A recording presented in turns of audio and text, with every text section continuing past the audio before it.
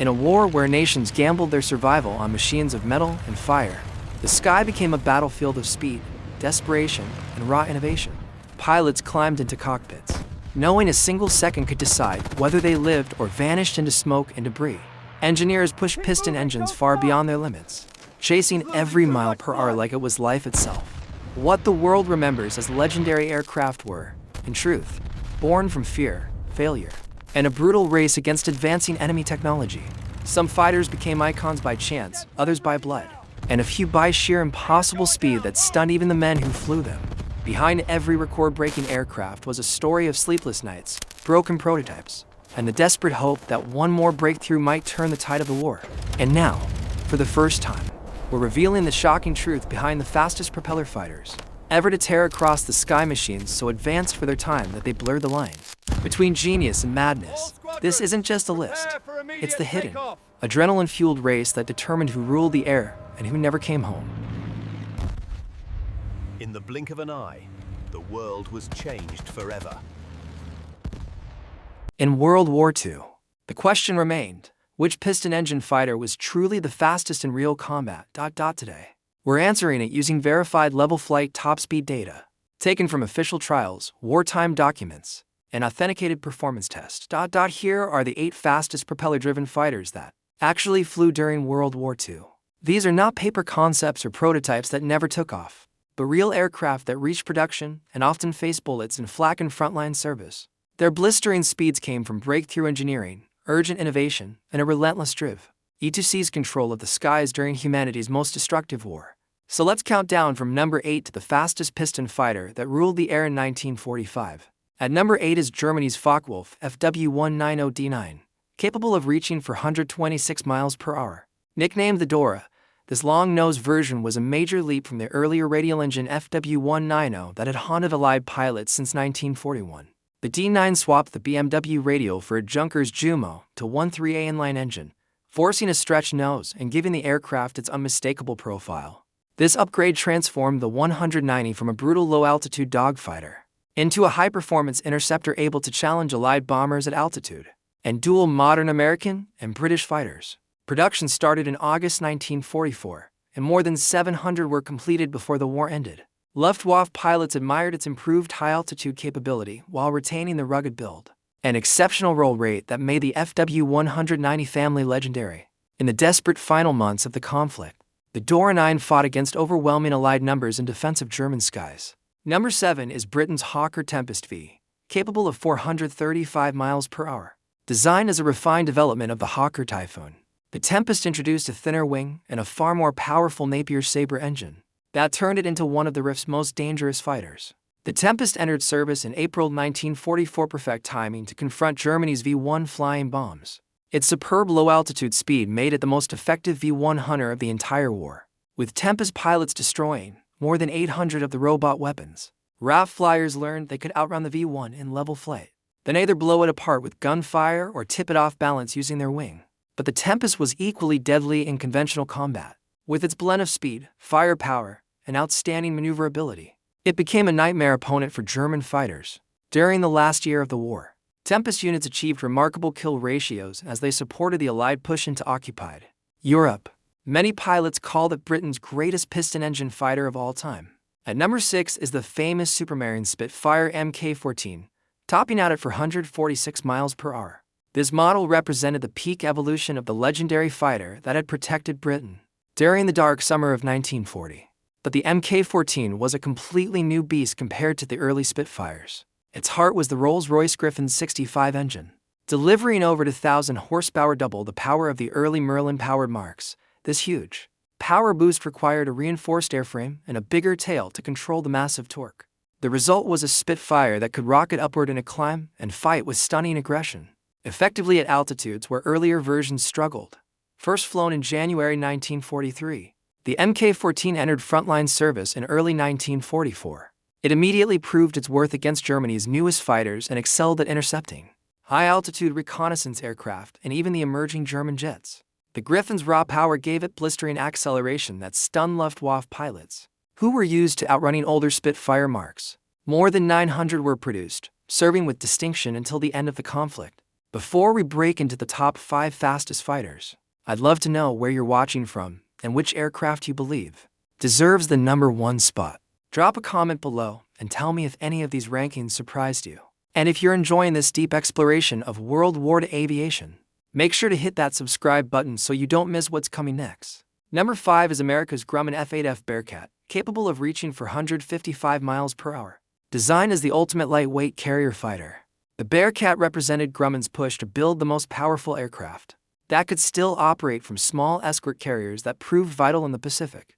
Engineers began with the massive Pratt & Whitney R2800 engine producing 2,100 horsepower and wrapped the smallest, lightest possible airframe around it. The result was astonishing.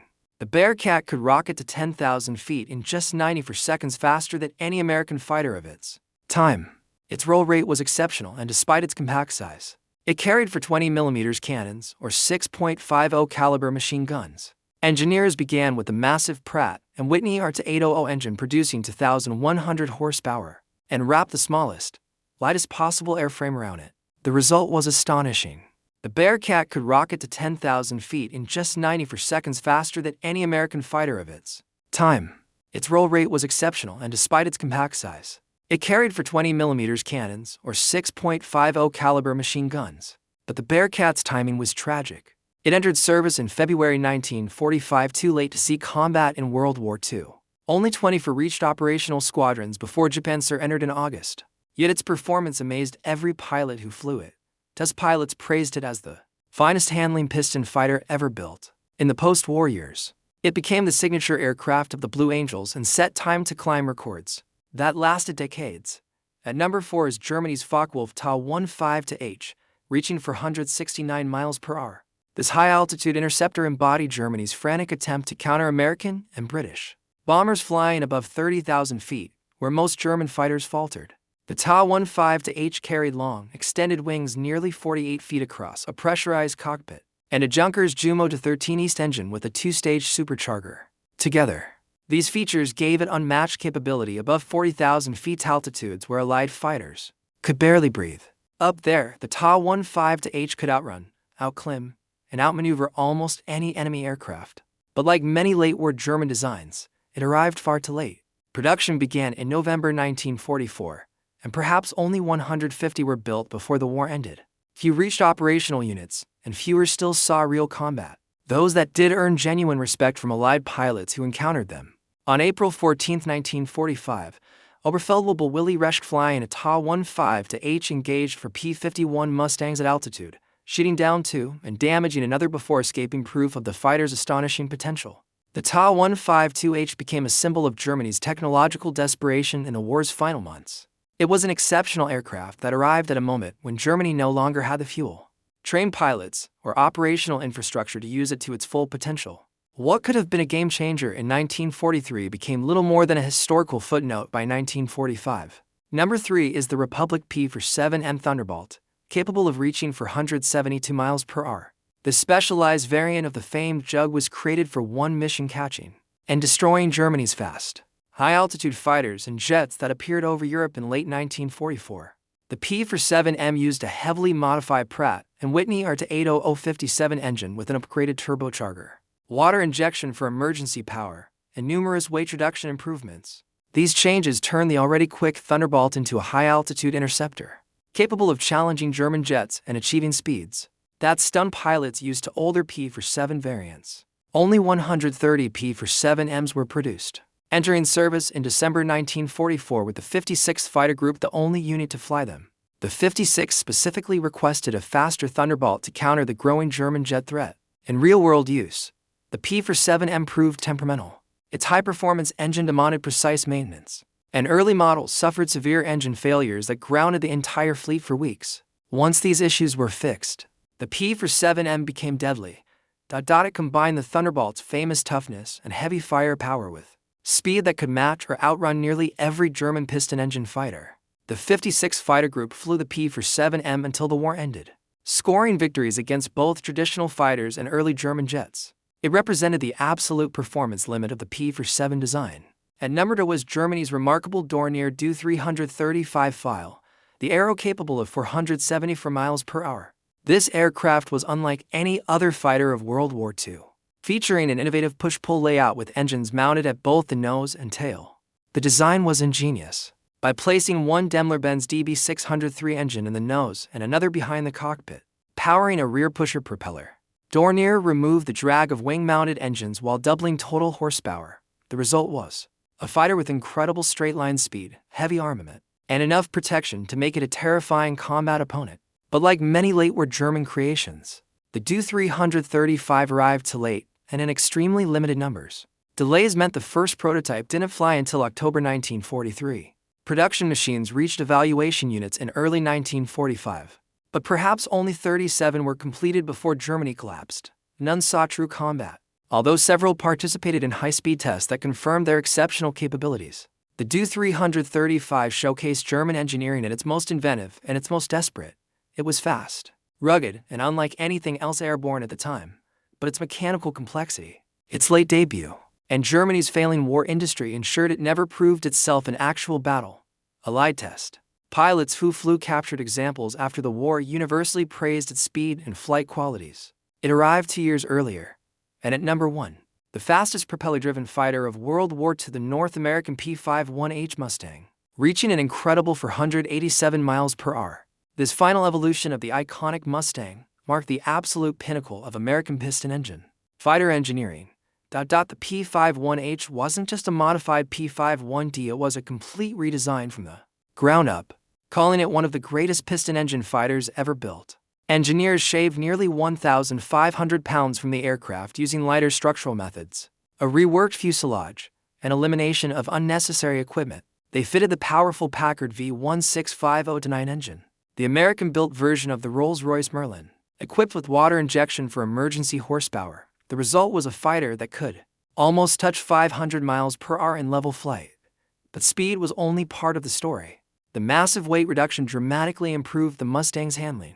The P-51 rolled quicker, climbed faster, and maneuvered more sharply than any earlier model. Test pilots described it as the best handling Mustang ever constructed. It also kept the Mustang's legendary range over 850 miles on internal fuel, allowing it to escort bombers deep into Japan while outpacing nearly any interceptor. Production began in February 1945, and 555 aircraft had been delivered by August when Japan surrendered. They arrived too late to fight in Europe, and although some reached the Pacific, none engaged in aerial combat before the war ended. Still, the P-51 demonstrated what was achievable at the outer limits of propeller aircraft design. It was faster, lighter, and more capable than anything else powered by a piston engine. In a conflict that pushed aviation to unimaginable heights, the P-51 stood at the very top. These 8 fighters represent the absolute peak of propeller-driven aviation technology. Each one was engineered during humanity's most desperate struggle, when nations poured enormous resources into gaining even the smallest edge in the air. The designers who built them and the pilots who flew them pushed piston engines and propellers to their physical limits. What's astonishing is just how close these top speeds were.